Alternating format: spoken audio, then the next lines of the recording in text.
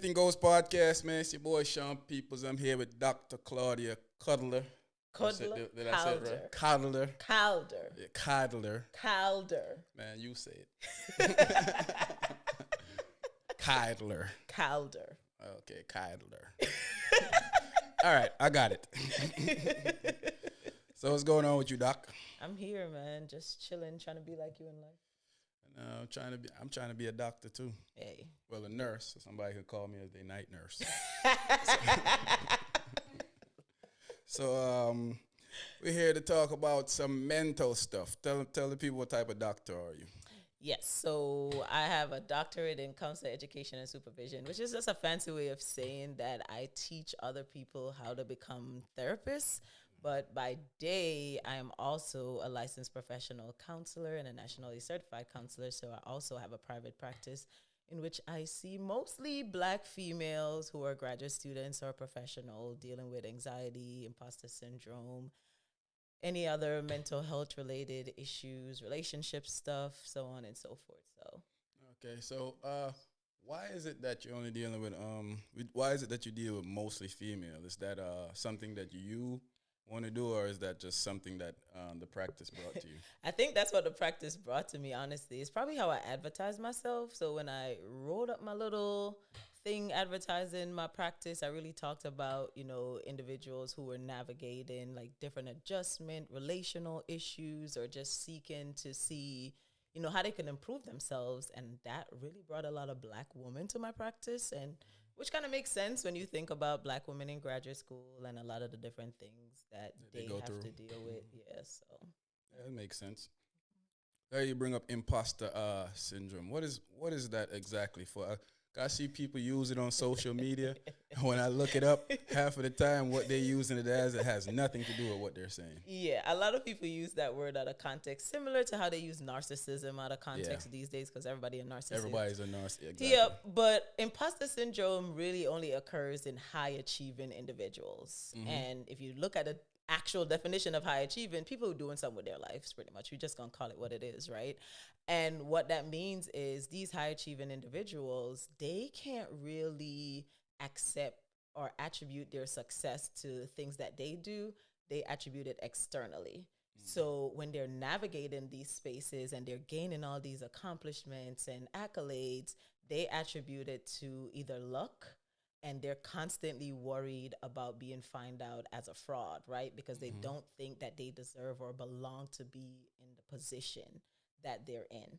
So they're always worried about, okay, when are they going to find out that they only hired me for this position because it was a fluke, or whatever was on my 'Cause I'm resume Black. was, yeah, Yeah. right? So they're always attributing it to something external to themselves when, you really deserve to be there. Like, you did that and you earned to be in the position that you're in. So that's really what imposter syndrome is. So a lot of folks are just inflating their So accomplishment. how do you deal with how do you deal with imposter syndrome if somebody come to you and they have that and you trying to first of all, before we get to that, is it a mental term? So it's not a diagnosis, it's just a phenomenon. And what Okay. that means is it's just a lived experience that people have. So it's just something that you experience. And the research shows us that 70% of people are going to experience imposter syndrome at least one point in their life. So it's not even something that you experience continuously either. It's just something that you Go through experience in certain like a moments phase. where, yeah, you could call Okay. it that, yeah. In certain moments where, dang, you're accomplishing certain things that you never really thought you could accomplish. And you're like, yo, why is this even happening right now? Gotta be a fluke, right? Okay. Yeah. So Yeah. that's kind of what it is. So do they associate that to like people who feel guilty of their success too? Is it like can it be comparable? I to an extent. So if you're thinking about like survivor's guilt, Yeah. right? People who come from like volatile backgrounds, or their first generation in their families, or they're really breaking generational curses, like a lot of us are talking about these days. They're really the first to do something. That guilt can definitely contribute to the imposter syndrome, or even elevate the imposter syndrome that they're experiencing. But yeah, there's definitely some external things that really elevate it. But that's more so that internal, like, yo, definitely don't deserve to be in this position that I'm in. And then that guilt kind of escalates that, right? Because I feel guilty that I'm the only one in my family to get blank, to this get level. this master's, get a job like this, right? Treat my children this way, no matter what it is. Because imposter syndrome don't only show up in one realm, which is the professional realm. It shows up in like your personal life and so on too. So is that a medical term for that? Also, is that a diagnosis? I should say. No, It's that's not not a a okay. So diagnosis. neither one of them are No. diagnoses. Okay. I often wonder because I see a lot of people that well, I know a few people that has made it to a certain place in life, and they have brothers, sisters, uncles, even maybe their parents haven't made it to where they've made it, and they feel obligated or guilty to always have to be there for them. Yeah. You know. Yeah, that's that survivor's guilt. So when you think about like guilt versus shame, right? Shame is basically saying, "Oh, I'm a bad person," while guilt is saying, "Oh, I did something wrong." And oftentimes survivor's guilt come from, this is the blueprint, this is what I'm used to, this is what I've seen. Everyone around me was doing blank. So if I'm going a different direction, it's right on the outside and based on societal standards, but it's kind of wrong based on where I'm coming from, right? So it's kind of attributing like, if I don't help this family member when I have this success and they don't have it, I'm gonna feel guilty because that's bad. Yeah. Right? The behavior is bad. It's not normal to the functioning of this structure or dynamic. Yeah, I get it. So who is more likely to have imposter syndrome? Yeah, so like I said, it's mostly in high achieving individuals, but if we want to kind of break it down, when you say most likely is really high achieving individuals, but if we're thinking about like demographics, is that more along the line of Yeah, it's more demographics? like It looks demographics. different in Black folks. Okay. And when I talk about imposter syndrome, I always come to it from this cultural perspective because, in all honesty, especially in America, there's a whole bunch of shit that's telling us that we don't belong. Right? Yeah, we see it So, every day. exactly. So if Yeah. you're a high achieving Black person, so I think about my own graduate school experience being one of the only Black person in my cohort. There is Yeah, 'cause systemic you went to. racism. There's opportunities I didn't get in my program. So there are other things external to us because imposter syndrome emerges that internal feeling. But then when you have the environment and society pushing it saying, on you. Yeah. exactly, there's They these look at you external funny things. like you're Yeah, only you don't here belong because here. of a special reason. There you go, affirmative got action. lucky. Yeah. Right? You know? only got in this program because of affirmative action. When you test out higher than most of them anyway, Exactly. but they believe Yes. because of the color of your skin that Yes. they're smarter than you. Yeah. So when you have people questioning your ability and you already feel like a fraud, that further perpetuates it, right? So it looks different for Black folks. And a lot of times people don't think about that because even when you think about the origin of the term imposter syndrome, it was coined by two white women psychologists who did research on white women graduate students. So it wasn't even On born us. for us, right? Yeah. So a lot of times when people talk about it, they don't talk about it within the context of the different external things that are already telling Black folks, y'all don't belong here, which kind of perpetuate that internal feeling of, yeah, I really don't. Yeah. Right? So definitely looks different in Black folks. So in Black folks now, who does it cover the most?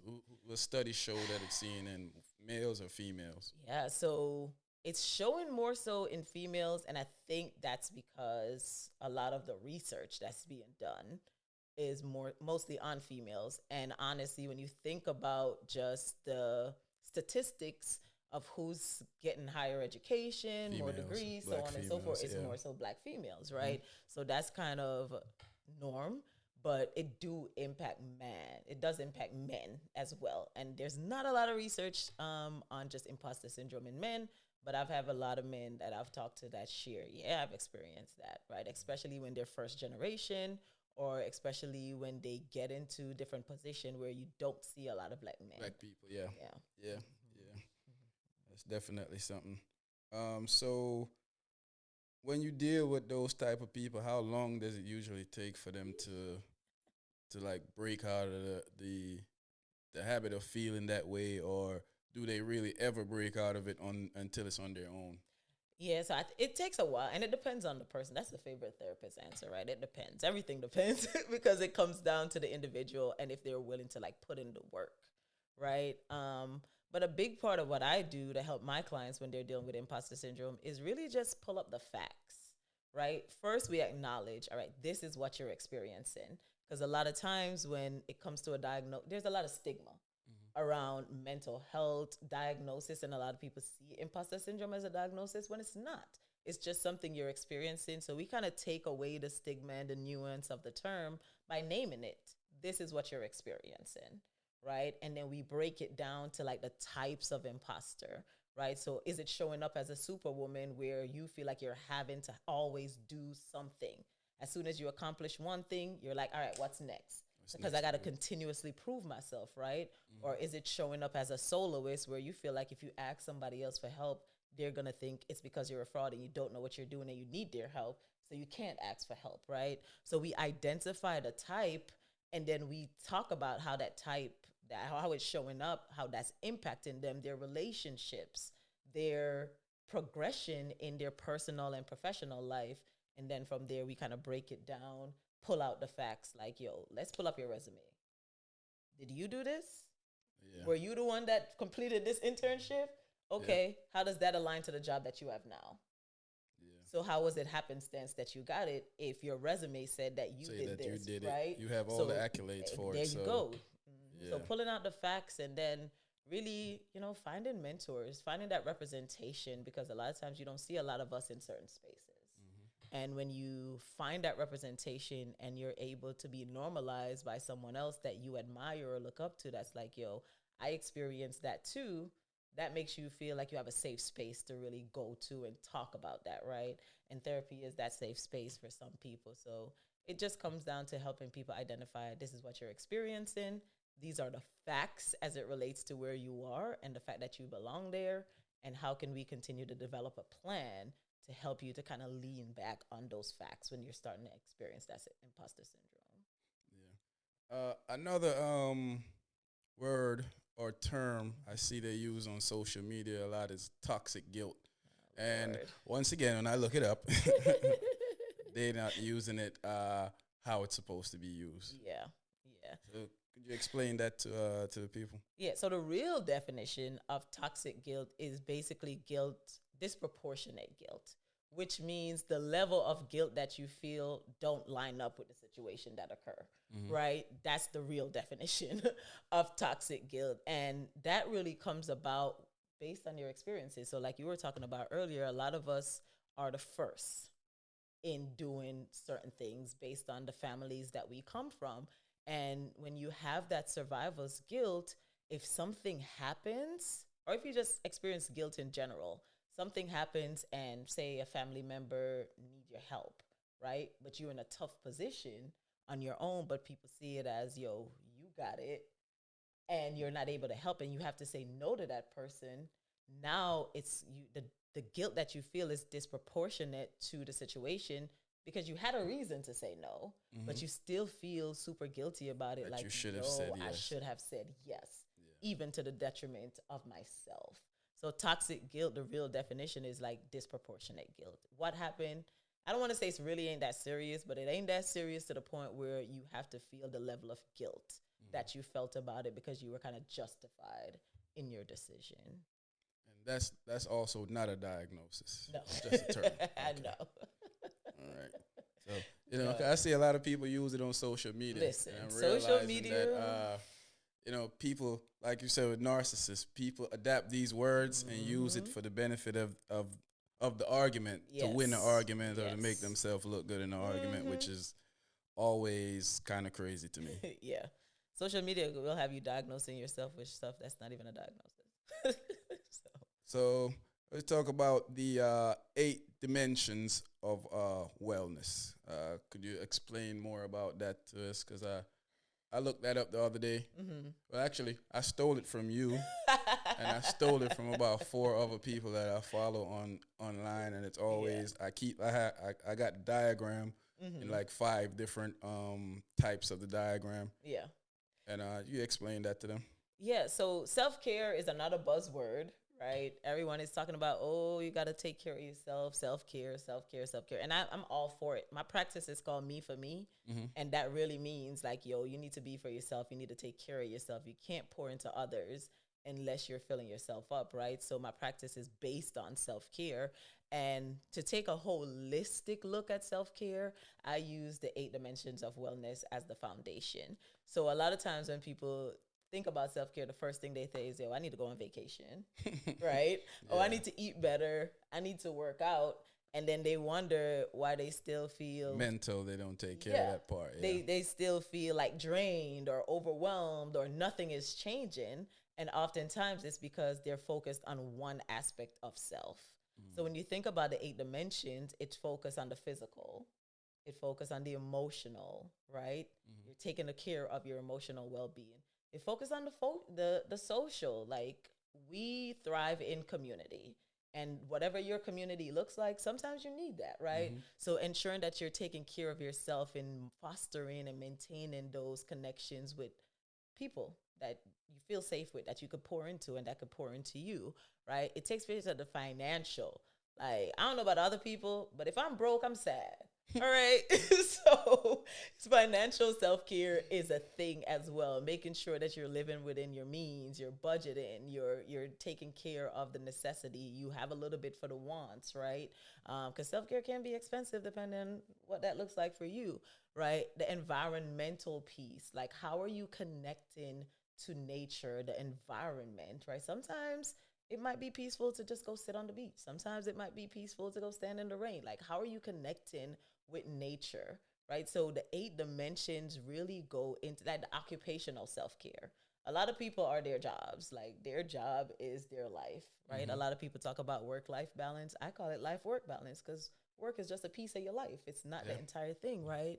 How are you taking care of that? How are you balancing the occupational with the personal, right? Is work taking up too much time? So setting those boundaries. So the 8 dimensions just really remind us that self-care is not just this physical, I'm a workout, I'm a change my diet thing.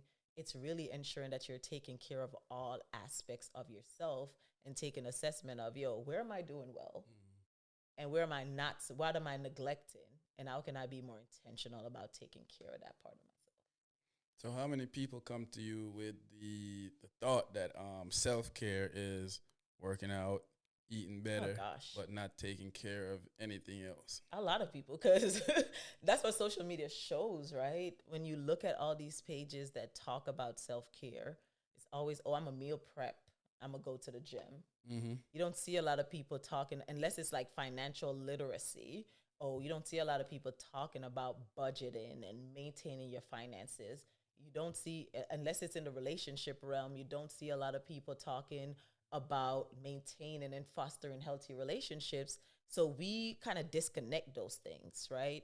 When we think about self care, we think about only the physical, eating and working out and whatever, taking vacations, which is all great, getting a massage, right?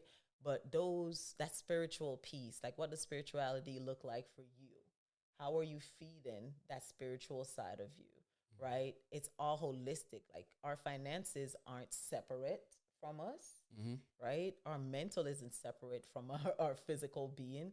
They're all intertwined. And if we're only taking care of one area and neglecting the next, nothing is going to change. Yeah.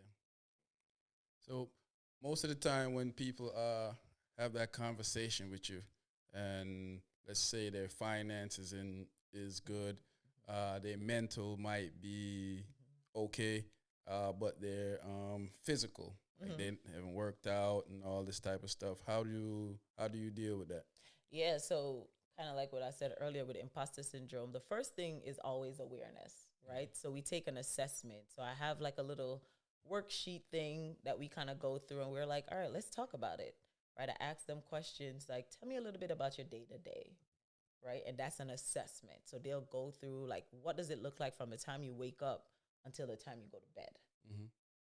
How are you feeling after you do certain things, right? So I help them to kind of map out, all right, that time that you're taking to practice yoga, that might help with the emotional or spiritual piece, right? Those are emotional and spiritual movements. And it can also help with the physical piece as well, because the stretching and the flexibility and the strengthening of the muscles that come with yoga. So we're putting words and names to the different things that we're doing so that they can gain that awareness of, oh, yeah, I've been taking care of myself in this particular way. And I didn't really say, oh, this is self care, right? So Yeah. we take assessment, we come up with, all right, these are the areas I'm doing well in, these are the areas I want to improve. And then we make a plan for it Okay. and we work towards that plan.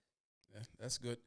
Um, so in our community now, as Black people, who do you see mental health affect the most? Oh gosh.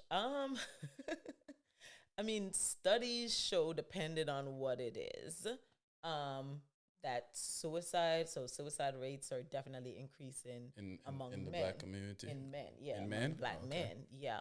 And then like anxiety, depression, and so on, we mostly see it in women. But then when you really think about it, a lot of the research comes down to who participates, right? Who really shows up. And because the stigma, it's getting better, and I think it's getting better on social media.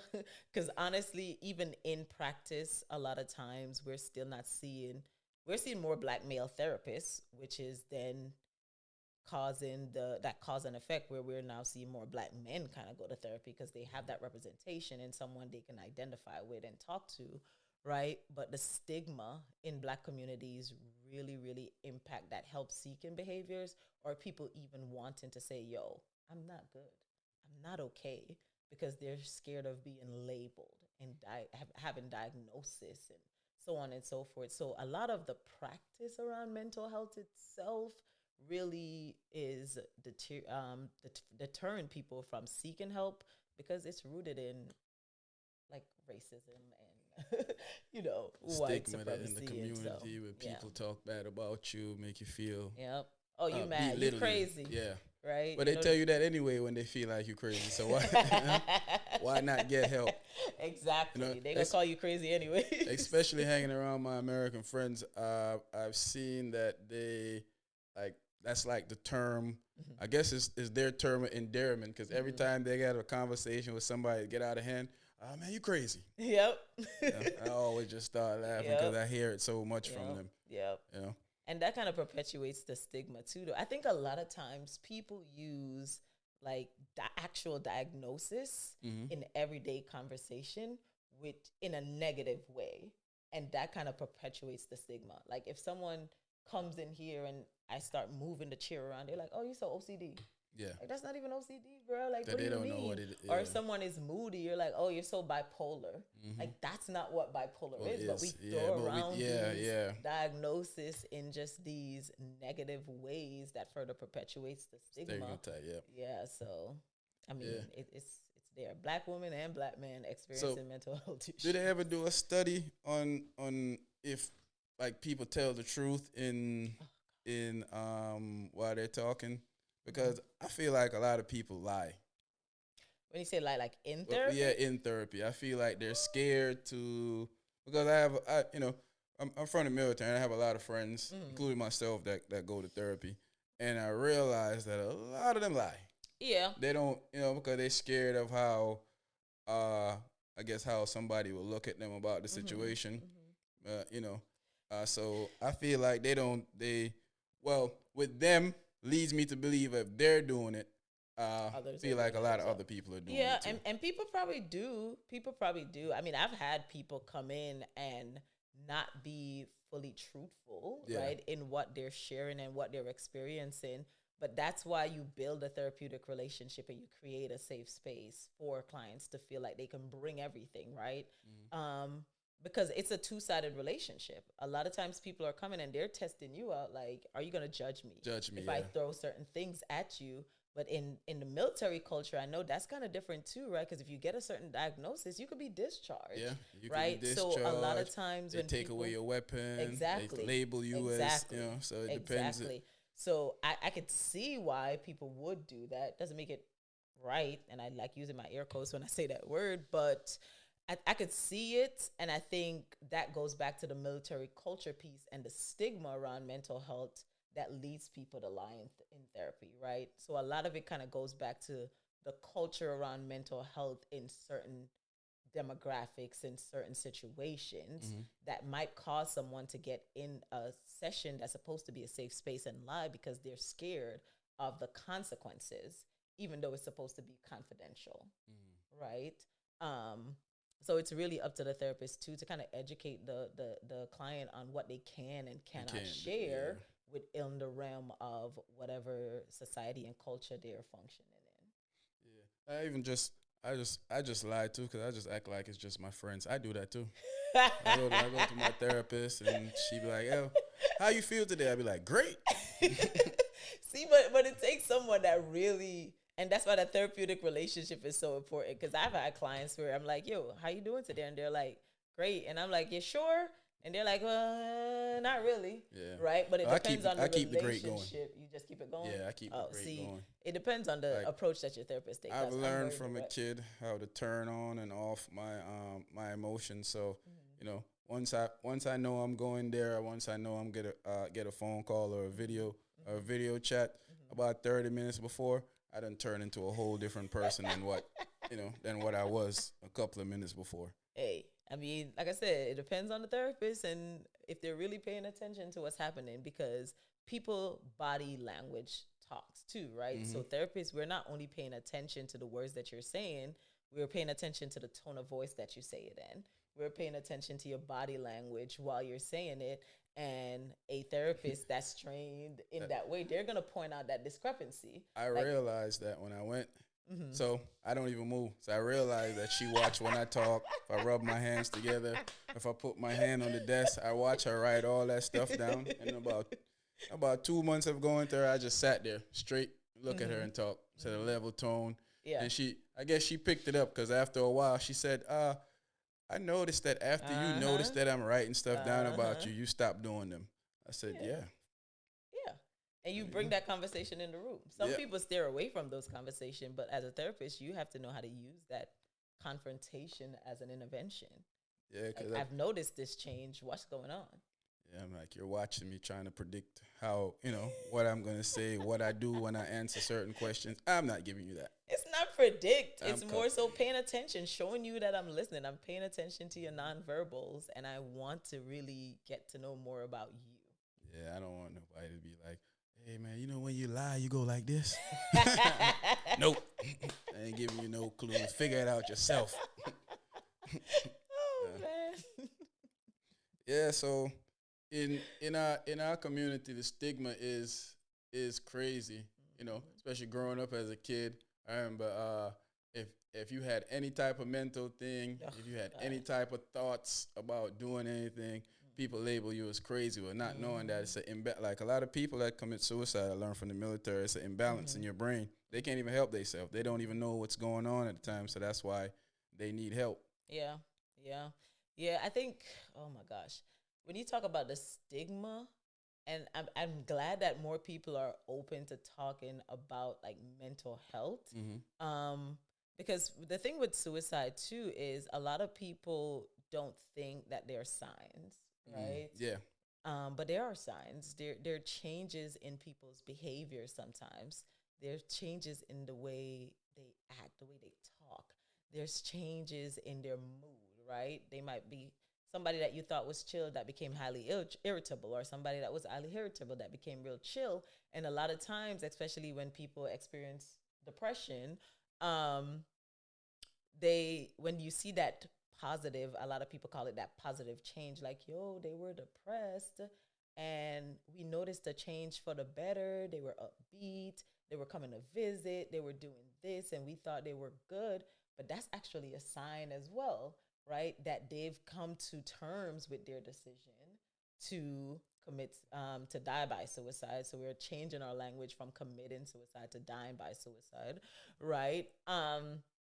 And they follow through with it because they've come to term. Now they're making amends. Like, they're going to everybody, I love you. They're giving away their stuff, right? They're Yeah. changing the way they talk and Yep. so on. That's And people one see that as I learned about. improvement, Hmm. but it's really showing that they've come to term with their decision. Yeah, I had like I had a few friends from the military that committed suicide. One of them was a real close friend of mine. I remember when I was on my workout journey. And I was working out constantly. I used to talk to him like every morning on my way to the gym. And we stopped talking like every morning to every other morning. Then it went from every other morning to once a week, and once every blue moon. And one day I'm coming home from the gym. I called his phone. His wife answered the phone, told me that he killed himself. Mm, You know, I mean, I didn't see it coming.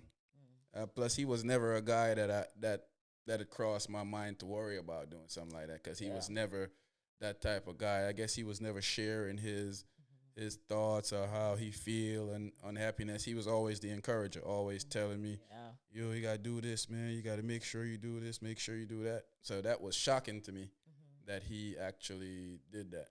Yeah, and that's a common thing that people say. Like they never really see it coming because this person was so strong, Hmm. right? Or this person was the one pouring into them. And sometimes you know how people always posting on the internet like, "Oh, check on your strong friends." Yeah, Like it's really a thing, that's true. Yeah, right? We all deserve, like I was saying earlier, community. Like we all deserve a safe space, and sometimes literally just checking in on someone. Like, yo, how you doing today? yeah. Or even in that situation, yo, I noticed that, we went from talking every day to every other day. You good? Like checking in on those people and seeing how they're going. And sometimes it really just happens to where, a lot of times when people die by suicide, they just feel like that's the best decision for them. This is their best way to end the pain that they're Going through. experiencing, Yeah, right? So it's a decision that they make because they feel like it's the best decision for them, and it's hard to deal with. It's hard to cope with, and people are like, "Yo, I just can't understand why someone would do that." And the myth is, you have to have a mental health diagnosis to commit suicide. That's not true, that's not. Yeah, right?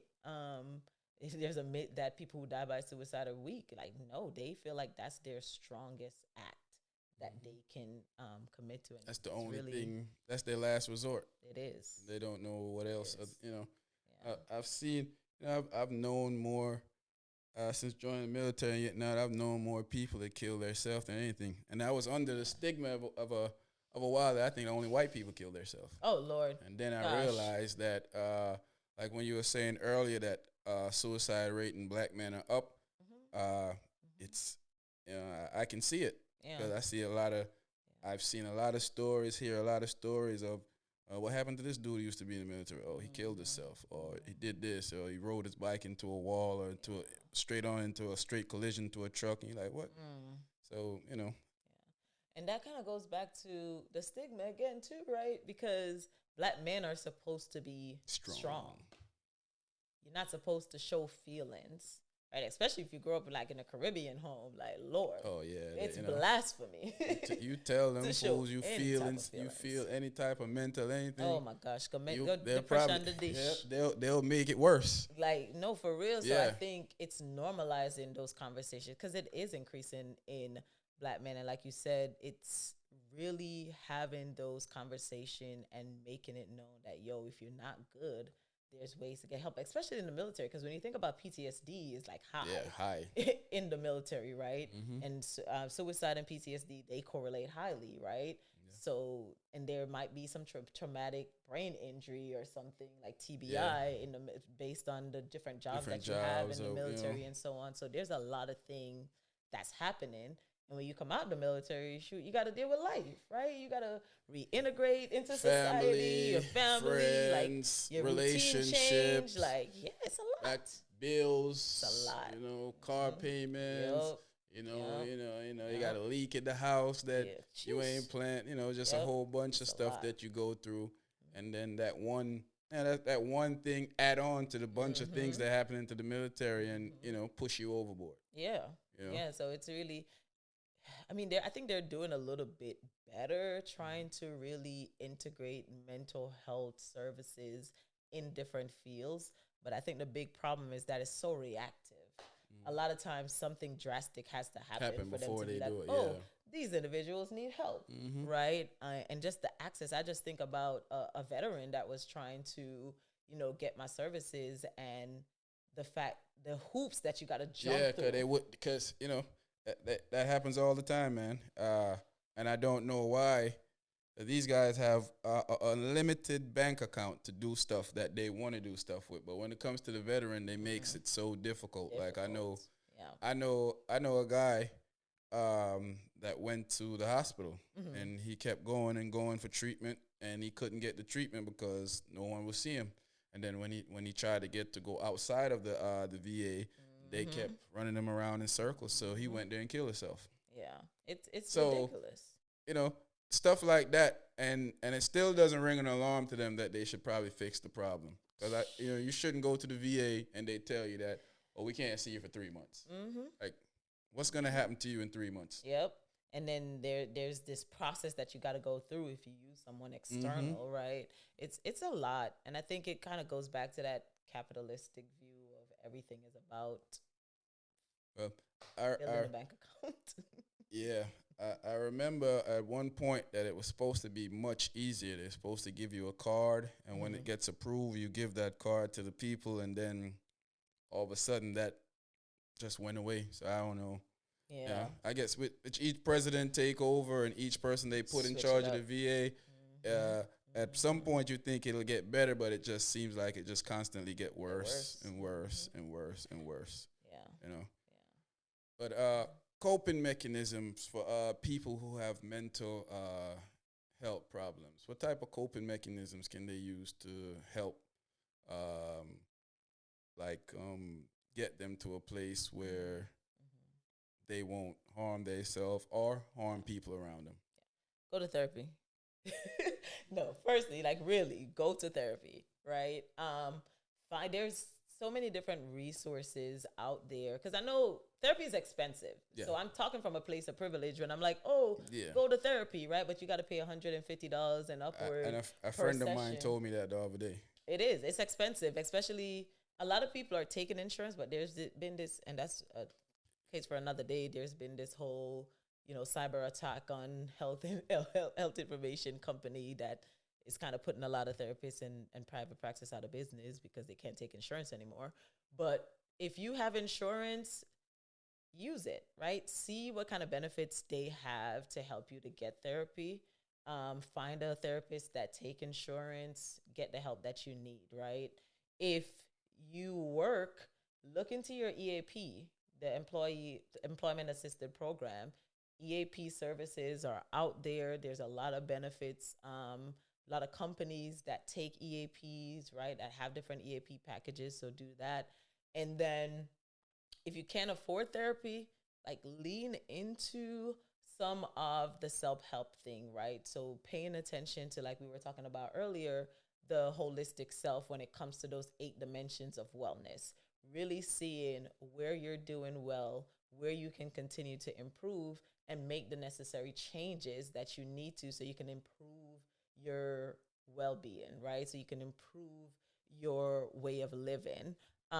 There's a lot of different self-help stuff out there, but honestly, I don't want to make specific recommendations for different self-help stuff because you don't know the severity of mental health issues that people are kind of going through. But yoga, like invest in yoga, right? Yoga is really healing, really therapeutic.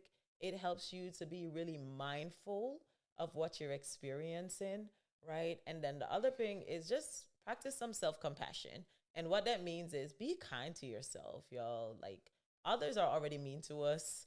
People are already bullying. Social media got us out here comparing ourselves to others. So self-compassion is really going to be important. That helps you to learn how to treat yourself like you would treat someone else, pretty much. Like, what would you do? The question that I ask a lot of clients when I notice they're struggling with self-compassion is, what would you tell your friend if she came to you telling you, like somebody you really care about, a friend, a sister, someone you're close to, right? If they came to you and spoke about themselves the way you're talking about yourself right now. Okay. And normally it's something positive, right? But when it's us, we're quick to judge ourselves instead of really showing ourselves compassion and remembering that we're human. So I would say lean into therapy, find something self-help related that might help you. You could get your girl's imposter syndrome journal, or you could get an anxiety workbook, a depression workbook. journal, right? Journaling is a really good practice that helps you to see where you are mentally each day. The 5 minute journal is a really good resource for that, and it's very cheap. It's on Amazon. You could get the 5 minute journal and kind of practice with that. And Or if you got a iPhone, they give you a free journal up there. yeah, oh yeah, they just added that app. I Mm-hmm. just saw that too, where they have the journaling app and you could like make it prompts. But the 5 minute journal like give you intentional prompts that you can kind of Okay. follow Oh, you too. follow through. Yeah, Follow, but so if you're not a person who can just get up and start writing like myself, and you need some questions to kind of help you and guide you through that process, that's a good resource. And then yeah, like I said, finding something that helps, like maybe yoga, joining a some type of fitness group, a walking group, finding a community, like assessing your relationships and seeing if you really have people that you feel safe with, that you could really be honest with express about yourself to, yeah. what's going on with you. I find that I'm very hard on myself over everything, you know, um, down to everything, even the smallest of mistakes. When it comes to my podcast, I'm super hard on myself about everything. And I thought you was gonna say, "What would Jesus do?" And I was asking, yeah, say you ask your friend, "What would Jesus do?" I don't know. I don't go to church, man. Lord have mercy. Would you say that you're a perfectionist though? Nah, I think that in life that sometimes you feel like there's a place that you should be, Mm-hmm. and when you don't reach that place, you kind of blame it on you blame it on yourself. I feel like especially when it's a mistake that you saw that you make, and you know that, man, if I didn't do this, this would happen here, or this would have happened here. Would Like it though? probably Would it sometimes though? when I look over stuff like even with a podcast, if I started it when I wanted to do it, I would have been long gone into it. But I wait 5 years before I started something that I wanted to do for the longest. Then everybody started doing it when I decided to do it. Yeah. So that that just changed up the dynamics of everything that you want to do, and then I blame myself for that. Even if I'm painting a wall, and I know that, hey, I'm supposed to put this down here because the paint's gonna drop, and I don't do it. And 30 minutes later, a piece of paint will drop. It'll piss me off because I know I was supposed to put down a piece of cloth there to stop the paint from dropping. So So you think you were in the mental space to start a podcast 5 years before you started? yeah, I think I was. I think that I'm a procrastinator when it comes to what I think people look at. And I think I've blown past that now because but I think I cared about people's opinions too much. I think people would thought that was, oh man, you doing a podcast? That's corny, or that's but all of my friends around at the time told me to do it, but I was thinking about what people outside of my So you weren't in the mental space. well, no. Well, I guess yes, you could say that. I know.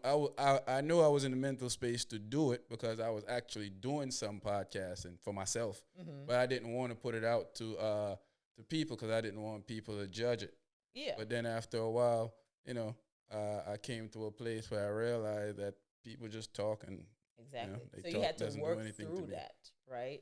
Because even thinking about the self fulfilling prophecy, where if you were in that space where I can record it, right? But I'm worried about putting it out there. Say you put it out there and somebody made a negative comment. Mm-hmm. How would you have internalized that at that moment? Then probably the same way I do now, depending on what they What they say. said. If it was disrespectful, then like I treat people the same way they treat me. If you come and you say something negative about something I'm doing, I'm gonna go right back at you negative. But if it's just a disagreement, if you didn't agree with my commentary, we can have a conversation. There you go. But if you disrespectful, I'm definitely gonna be disrespectful, especially on the internet, because I realize a lot of these people are just a bunch of clowns, and they want the attention. Yeah, they want the attention, and I don't have no issues of giving you some the attention that you're looking for. Yeah, but I'm glad you started it though. Yeah, I'm sometimes glad, timing is just everything too. I think it's also therapeutical for me too, man. I think that like I used to sit down and watch my fishes swim around the fish tank, and that was that made me feel, that was therapeutical to me. Therapeutic, And then yeah. after a while, when they started dying, it became not so therapeutical. Traumatic. Yeah. So I had to find something else. But when I was paying attention to the fish tank and watching the fish move in the tank, you know, I felt like I was at peace watching that. And I would sit there for hours, just watch them swim around. And then they start dying. So I had to find something different to pull me away from that. Yeah. Well, I'm glad you found. Yeah, me too. So a lot of people talk about this all the time, and I talk about this on the podcast before. But since we got a doctor here now, we can break this down. What is this? Let's talk about sex. Let's talk about sex, baby. So, in the black community, there is a thing that they say that black women and even black men use sex to cope with their issues. Is that true, or that's just a cop out for people because they want to go through the nasty? Yeah, I don't think it's reserved for the black community, honestly. I think a lot of people use sex for coping because that's where some people find their value. And for other people, that's how they get a release, right? When you think about coping, it's really getting that release and releasing that dopamine. Dopamine's your brain, right? yep. So basically, it's whatever helps them to get that release. So for some people, that might be sex. That's what they know. And if in some cases it might be healthy, in some cases it might be unhealthy, but I don't think it's reserved for just black folks. No, the reason I say that because you see it too that people from older generation up until now, whenever they see somebody running around going crazy, they usually associate it to that. They usually, oh, he or she got a lot of issues, so that's why they're doing this and they're Like doing being that. promiscuous? Yeah, like they bouncing from partners to partners, and they usually say, something is going on with her, or this and that, to. I mean, I think that's, and I'm gonna get on a soapbox, but I think that might be the case for some people, but some people are just highly Sexual sexual, beings. right? And it doesn't mean that they're promiscuous. That's just the word that people use. Like maybe they're just sex positive and that's what they enjoy doing. And if they're doing it in a safe way in which they're good, that's on them, right? But I mean, I ain't a sex therapist. Like that's not my specialty area. But I think it's not okay. It's kind of like stigmatizing mental health, right? A lot of times there's this negative connotation, going back to the conversation we had earlier before we started, regarding societal standards and what society says a healthy sex life is, and anything that's out of the norm of that, when you think about like polyamory or polygamy or any of those, right? Anything that's out which of are becoming very normal nowadays. Yeah, because people are seeing it. Like the internet this is not new. Like this didn't just start happening. People have been in around poly before, relationships, right? and in some places it's more normal. It's the norm than you having one. Exactly. So in Western society, based on Western societal standards of what sex should look like in this heteronormative situation, monogamous situation, anything outside of that is seen as bad. Yeah. Right? Out of the norm, taboo. Yeah. Yeah. So I think that's kind of what it comes down to. And the other thing too is that black folks need to really be more open about talking about sex with their kids. That's why a lot of people don't know what the heck they're doing and how to practice healthy sex. And even only that, I think that black folks don't really the taboos in sex for black folks. It's alarming to a lot of people because even a section of like my friends from New York are totally different from my friends from down south. Oh yeah, especially when it comes to when it comes to sex. You talking about sex is one side saying, "Man, get the F out of here. Let's we're not doing that," and the other side be like, "Boy, y'all don't know nothing about this yet." Yeah, but when you think about the culture down south, exactly. Though, right? And I think I was talking about that with one of my clients because she was like, "Yeah, where I'm from, this is how we operate. And the people that I was with, like, we're kind of the same. And I'm like, yeah, because y'all grew up in the same culture. Y'all have some of the same experiences, but the Black experience is not a monolithic experience. I'm Black, and people think I'm African. I'm not African American. I'm Jamaican. But, but you know, my culture and my experiences are different. Different from like them. Down south, that's a Christian culture. Like, they grew up in that. Most of those people think that I think Jamaican is a is a skin complexion. Cause Right? they'll tell you, you're not Black. You're you not Jamaican. Black, you Jamaican. You like, oh, okay. So when the police pulled me over, you know, what you think he Still gonna Black. say to me? He gonna think you Black. All right, but get your Jamaican ass out of here. Though. You good. But no, it comes down to the culture. And I think sometimes thinking that because we're all Black, our experience is this monolithic experience where we all have the same thought process, the same conversations in our home, the same foundation, it does a disservice to us because we don't get to learn about other people. Yeah. And yeah, I mean, I don't think sex should be a taboo topic. Like, and another thing too that we address on the podcast all the time. Now we got a doctor here, oh so Lord, now we can run it by you. So the Black male and Black female in relationships. A lot of times, if you look at social media, Black women are saying that Black men don't know how to love them. Black men don't know how to take care of their kids, which is bullcrap. I don't believe that for a second. Nah, I don't believe that for a second. I think that accountability is key in everything. Yeah. I think that if you vent a person properly, usually you will have a successful parenting. You might not have have a successful relationship, but you have successful parenting, meaning that the father would stick around because he's the type of guy that even though y'all not in a relationship, he wants the best for his kids, and the best for his kid is him being a part of that kid life. Yeah. But to the question at hand is, I feel like it's a war going on, and Black men don't feel like Black women love them enough, and Black women don't feel like Black men love them enough. Could you see when you talk to some of your clients, not to expose people's business, but do you get that from them? Yeah, so podcast culture is definitely highlighting the war between Black women and Black men. That's all these men podcasts talk about, and that's women all the too. Female. I wasn't even done. I just wanted to throw that in there. I wasn't even done. I just wanted to throw that in there already. Attacking a Black woman. No.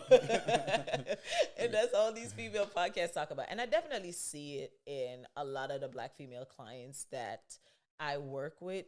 But what we are able to do in therapy is kind of break it down to that accountability piece that you're talking about, right? A lot of the stuff that we experience as adults come from the foundation that was set for us as kids. And I get it. There is this thing out there where people are like, yeah, what you experienced as a kid, it does impact you, but you're an adult now and it's your responsibility to change that. Great. Yeah. But it follows you. Right? It does. That's what's ingrained in you. That's the foundation. It's like you have a house. Your community follow you. And you build a whole house on the shaky foundation. It's going to fall apart. And you're like, shit, like, I need to rebuild this house. You're not going to be able to lift up the house and remove the foundation and put it back. You got to break that shit break it down. Right? So in up. therapy, we call it unlearning. So we have to unlearn some of the things that we saw in our household, right? The abuse, the neglect, the emotional abuse from one parent to the next, other. right? What or we down might to have the kids. experienced, the cheating, right? The things that we saw as norm and the dysfunction. And that's not every family, right? You have people that came up in a Great healthy family. parenting household, whether it's two parent or a single mom or a single dad, but they were loved and they were poured into, right? But what we have to remember when it comes to relationship as Black men and Black women is we're coming with our own shit, right? I'm coming in with the experiences that I have, with my worldviews, with my expectations. You're coming in with the same thing. And a lot of times what we do is we get in this relationship and we're like, oh, this feels good. So we're just going to rock with it until it falls everything, falls in place or falls apart. And we're not being proactive in our communication. We're not having the hard conversations about sex, about kids, about religion, about finances, right? And then our values seep through in these different things. And we're like, yo, we're not even on the same page with our values. Like you know how you discipline your kids, how you you know. Exactly. I'm not a staunch beater. So Exactly. I can't be with somebody that feels like everything the kid do, you're gonna You beat gotta them. whoop them. Yeah, Yeah. so we're not, you know, that's Exactly. it's not gonna fly over with me. But people don't have those conversations Yeah, on a daily basis. They and fly past that because it and feels good. and then you have the people that, oh, you shouldn't punish them. You know, you just talk to them. I'm a punisher. I'm not a beater. 'Cause, you Yeah. know, I could Yeah. punish you for 2 years because it doesn't bother me. But if you know, Not 2 years. you know, the irony is, I remember growing up and used to see it on TV, and they say, "Man, this is gonna hurt you worse than it hurt Words that me." hurt me. And when I'm an adult now, I realize that anytime I put my hand on my kid, I feel horrible. Yeah. So I don't do it. But Yeah. anytime I punish that fool, I never feel bad about it at all. So Because that's what you're okay with, Yeah. right? That's the boundary that you set face up. So- But I think that's where a lot of the animosity is coming from. Like you said, it's that accountability, taking accountability for the fact that I'm coming in with my shit. And sometimes I feel like we all just need to heal before we get in relationships. Facts. But we're not going to heal 100%. There's always going to be something to going heal. on. Yeah. And if we take assessment, like I say, everything start with awareness. Mm-hmm. And if I can't be like, yo, I'm a problem in this particular area, I'm going to keep projecting that Yeah. shit, right? And it's just going to keep causing conflict in the relationship. And then we're going to be like, oh, he don't love me because he can't accept me for who I am. You don't even accept yourself for who you are. So how he right? gonna do She it? don't love me because she don't respect me. You don't even respect yourself. Like I was reading. In fact, we did it on a podcast Tuesday night. By Dr. Umar was blaming black men for women doing BBLs. Yeah. And I was like, that's not the issue with, because most men look at BBLs as a toy. We play with it. It looks fun. It's enjoyable. But that's not the highlight of our day. If But that's my problematic within itself, though. yeah, but that, because that's what they're doing. In the long run, if my girl doesn't like her body, I'll never tell her to fix it. But I'm not gonna stop her from doing what she want to do with her body. I'm not paying for it. But you know, I'm So if not. you're not paying for it, you I'm don't get a not- say now. That's what I think. I'm not gonna tell you not to or to do it. That's your body. Yeah, Obviously, when I met you and you had a horrible body, it was So okay why is with it me. considered a horrible Well, body? if she's getting it fixed, obviously she think there's something wrong with it. She's not fixing a good body. What? There's no such thing Who as is a gonna? horrible body. Well, I think it's, if she's fixing it, she think there's a problem with it. It's the words. It's the words that we use. Yeah. Well, you know. Yeah. But if she thinks that something is wrong with her body, clearly she thinks that. I didn't tell her You that. didn't tell her. I mean, yeah, you're right. And I So- mean, it comes. I just think society, man, like social media. Oh my That's gosh. what I lead into. Social media. Women are the biggest commercial for BBL. I never see a man up there posting, "Hey ladies, go out here and get this." You know, that be women putting it up here. Girl, it's your body. Do what you want to do with it. Ain't nothing and wrong that's if you want to true. get work done. And Sure, that's true. But then don't come back around and say you're doing it because men want you to do it, because it's not I mean, true. Dr. Umar said that, but did Yeah, women I see say that? women say that a lot on social media too. Women with Yes, BBLs? I see a lot of women on, Is it especially women with yeah, BBLs? yes, I see Okay. them and other women saying that women are doing it because that's what men want. I saw a dude he did 250 women, and out of the 250 women he asked, he said only 10 of them said no. He was like, "Do you think women do? Do you think men But I prefer think it women with depends on BBL who or is not?" answering these questions too, because I think there's a lot of projection too, right? Because some Exactly. people might want to change something about their body, but they might be afraid, or they, of the risk, or they don't really have the money to do it, or whatever. And then somebody else do it, and they ascribe think it that to, look oh, good. you're doing that because Like- a man. But some people are probably just doing it No, because I'm they just talking don't about like that the shit. ones that saying that they're doing it for the men. The Oh, people okay. that are Okay, doing it for gotcha, themselves, gotcha. if you're doing it for yourself, I'm all good with that. What I'm Yeah. saying is don't say that men Gotcha. are the reason that Why you're you're doing doing it, or it. man is Yeah. the reason why it's an epidemic, because most men Epidemic. most men don't care about you doing it. The They- BBL epidemic. That's a good because one. a lot of women uses that to catch men. They say that the rich guys. So blaming even the poor guys now. So poor guys don't even have a clue what's going on because you ain't even targeting them. You not Because targeting them. you getting BBLs to get rich guys. So why you even why the guys them here getting blamed for something they ain't gonna get a hold of anyway? Like I know of a lot of girls actually that had work with their work done on their body. Some of them make it very clear that it's done, and then some of them hide it to make it, I guess that they want people to think that it's naturally done. They could be a trainer on Instagram. Yeah. And I see a lot of girls that do it for attention. Like, I bring this up a lot. I remember I used to deal with this girl a long time ago. We were much younger. And she used to be scared to take her clothes off in front of you. When social media became prevalent, she's on social media with 250,000 followers now, and she half naked every time I see her come up. She half naked. Yeah. So it's the attention to played a big part in that. Yeah, I mean, listen, sex sells. Yeah. And I mean, to each their own. Like. Yeah, I mean, I don't have a problem with what she doing because that ain't none of my business what she doing with herself. Yeah. But it's just a observation that you saw that somebody who would. I mean, people change over the years, though. It might be, like I said, they grow more in confidence, or they see people that look like them being more confident, and that motivates them to be more confident. Like, social media is a tool that can, like, really be good and beneficial, but then it has the parts where it's like, dang, why does this shit even exist? I think 50 years from now, they're gonna say social media did so much damage to the human brain. The body dysmorphia in like teenagers and high schoolers and middle schoolers is real because now they have access to certain things in social media that they didn't have access to, and this is the norm, right? This is what they see people praising. Like, oh, that person got 250,000 followers, and it's because their body looks like that. No one is going to accept me for how my body looks. I heard my son even telling me that he feel like he too skinny. And I'm like, bro, you know how many people want to be skinny? Gym folks on I'm like, bro, you know how many people want to be skinny? I remember growing up, my nickname was Skinny Bones. I was so mager. People used to call me, and I used to hate that name. Yeah. And when I got older and started gaining weight, I wanted to be Skinny Bones again. Yeah.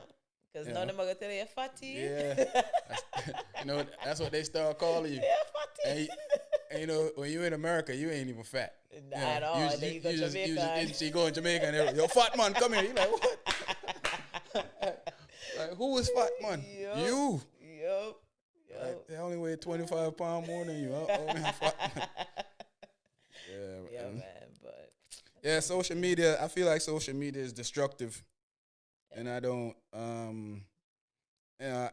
I use social media strictly for podcasting and to find topics to talk about. Yeah. I even during the pandemic, I shut myself off of social media for 8 months. I took myself completely off all social media. Came to a point people thought I was dead. People were sending me message when I logged back on. They don't talk to you? No, because I did. I'm a person that I'm exclusive to who I content as friends and who have access to me. Yeah. But when I log back on, I was getting messages like, "Yo, man, you okay? You alive? I ain't seen anything from you. We're sending you message, tagging you and stuff." And I'm like, I had to get away from social media for a while, man. I kept seeing people dying left and right. It's a lot. And that's why I said there's both positive and negative sides to social media because people are exposed to so much more, and they're exposed to, like, vicarious trauma is real. Like, being exposed to secondary traumatic experiences impacts you. And you're seeing a lot of that on social media, especially with the genocide that's happening in Palestine right now, right? People are exposed to that. Normally, you'd have to watch the news to see something like that, right? Yeah. But now you can see people dying on social media. That trauma, that's traumatic. I don't know if you remember, or I don't know if you was paying attention yet. I was in the military. You remember when they had the video of the can't remember his name. The guy getting his neck cut off over in Iraq when they caught him. It was cutting his Al Qaeda was cutting his neck off. I didn't watch the video, but I know what you're talking about. Yeah, they was passing that whole video around, and I thought about how traumatic that had to be for his parent to be able to see that, to go on the internet, probably his kids, and I'm like, this is crazy. Yeah. And people still do that up till today. Mm-hmm. If you watch Mm-hmm. like stuff that happens over there, you see about somebody getting blown up. Now Yeah, like they're YouTube showing the has done better lifeless with. bodies of kids, like parents carrying their I was kids. on. Yeah, and that dude. And I feel like that's so disrespectful to the people. Even though you trying to say that you're looking out for them, Mm-hmm. but no one wants to constantly see dead people, Yeah. and no one wants their family to be broadcasting over the place because you think you're doing. Yeah. You think you're doing justice by showing my dead Yeah. relatives on social media. Yeah, to some people, it's kind of a form of advocacy. Like, this is how I'm bringing awareness to what's happening. Yeah, I'm but that showing hurt. you Yeah, that it's real people that's being but hurt, it's but it is traumatic to other traumatic. people, It to is. people that can't, Yeah. I'm the war veterans that's sick of seeing dead people. They Mm-hmm. strolling up the timeline of Instagram or Facebook, and all of a sudden now Yeah. a body blowed up when you were blowed up a couple of years ago. Yeah. All that stuff is traumatic to people, and I don't think Yeah. people think about this type of stuff before they do that. Yeah. People got to be really intentional about what they consume because, like I said, the vicarious trauma is real and it impacts you as if you are experiencing what those individuals are experiencing. So, what do you think about kids on social media? So, What's the limitations do you think are is there a limitations from your point of view? listen, I can't tell folks how to raise their kids, but I know mine won't be on social media. Well, Mm. if they do have social media, Be hopefully, monitored. they'll definitely be monitored. Like I already am monitoring like what they use, what they're exposed to on YouTube and all of that Mm-hmm. because like I said, it's just everything is out there now. Mm-hmm. Everything. And I think another part of that too is really those taboo conversations we were talking about Mm-hmm. earlier. We need to be more intentional about having them Uh, now because they're gonna see it on social media anyways. the other day I was talking. My son got to go to a sleepover party with his friends. Cause he have a lot of time when his mom coming to town, and she take all his friends. They get an Airbnb and they go stay there. Yeah. They go to a sleepover party, and I don't like stuff like that. But I realized my son is getting to an age, so I had to sit him down and give him a talk. So I was like, you are supposed to open your mouth and let me know if somebody is doing anything to you. Mm-hmm. You're old enough Mm-hmm. to tell me, because I can't find out if you don't tell You me. don't If you're tell me, going to if you're going to someone's house and you feel any type of way, I explain it to him. If you feel pressured, or you feel like they're doing anything to you, or you feel uncomfortable, call Me. my phone Yep. and I'm on my way. Yep. It doesn't take nothing for Yep. me to move when it comes to Mm-hmm. I tried to express this to him all the time. Stuff my parents never did to me. Yeah. But I mean, I guess they thought that you understood that if anything is going on, you should tell them. But I make it clear to my son that, hey, you need to let me know if you're in the bathroom, if you're spending the night and an adult come in the bathroom, or they come in the bathroom inappropriate, you need to let me know all of this type of stuff, because there's too much of this crazy stuff It going on is. around with It kids, man. is. And It is. somebody got to protect the kids. Yeah, those conversations are definitely warranted. And I'm glad you're having it. And because, like you said, our parents never talked to us about some Yeah. of that stuff. There's They just assume, they unspoken assume that, hey, expectations. if he come in the bathroom on you, you gonna tell me. Yeah. I might not. You might not. Yeah. Because you don't feel safe doing it either. Exactly. Right? I think it's really creating that safe space for kids to be able. Because Reassure them. You chat too much, stay now on kids. Exactly. Like, why ain't a big people argument? You got to reassure them shaming that kids, right? you can come and talk to me about stuff. Like, I pressure my son about lying to me. I was like, yo, you get more trouble lying to me than telling me the truth. Yep. If you lie to me, I'm going to punish you. Especially when I find out, you're going to get in trouble. You can get in the worst trouble of you telling me the truth.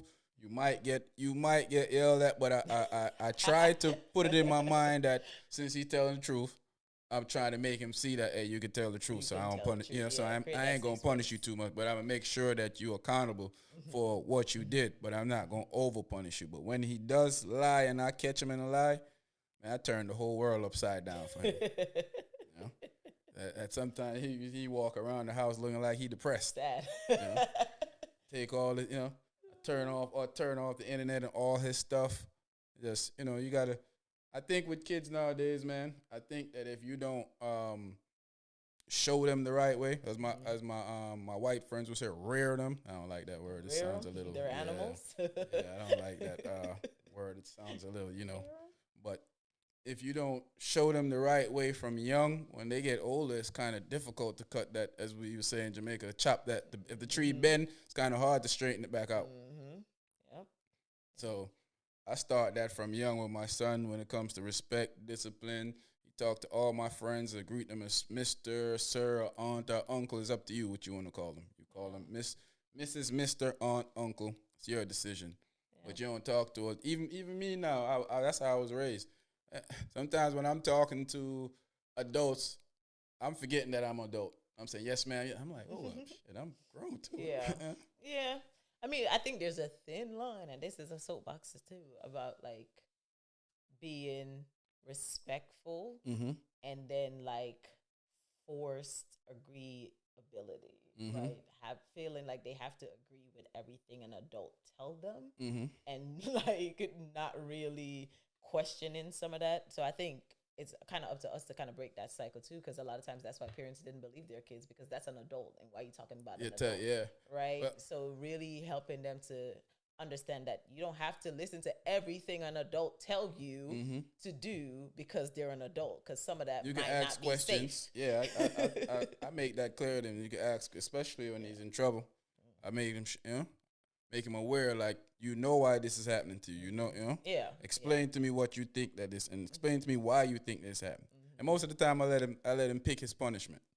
And he always tell you some, take an hour of my phone away. Ah, nigga, I'm gonna take a lifetime of your phone away. Thinking, Yeah. well, maybe one day of no TV. I'll try 3 months, brother. You're wild. 3 months. Yeah, try 3 months. I That's mean, wild. you know, hey, you gotta punish them to the fact that they don't want to do it again.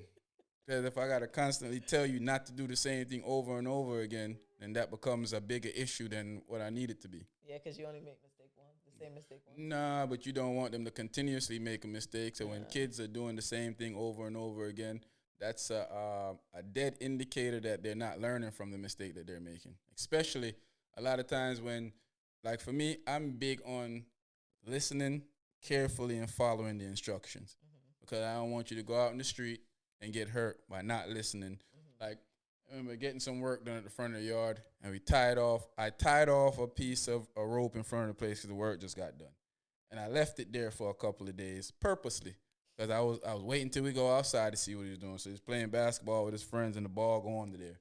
And homeboy just ran right under the rope like there was nothing. I was like, bro, I called all them over there. I said, hey, why y'all think the rope was here? Decoration.